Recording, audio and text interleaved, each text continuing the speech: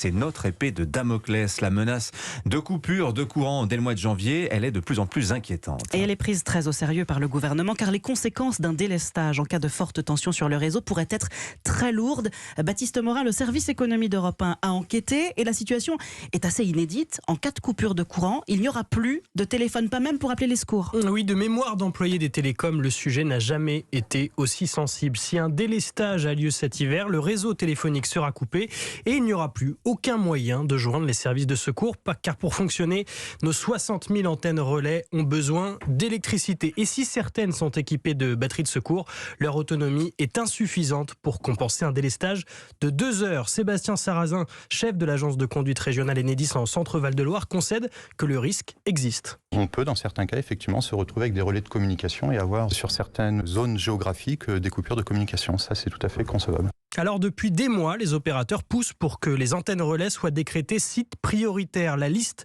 est régie par un arrêté vieux de plus de 30 ans. Hôpitaux, laboratoires, prisons ou encore bases militaires. Les préfets peuvent ajouter des sites, mais ils ne doivent pas dépasser 38% de la puissance électrique de leur département.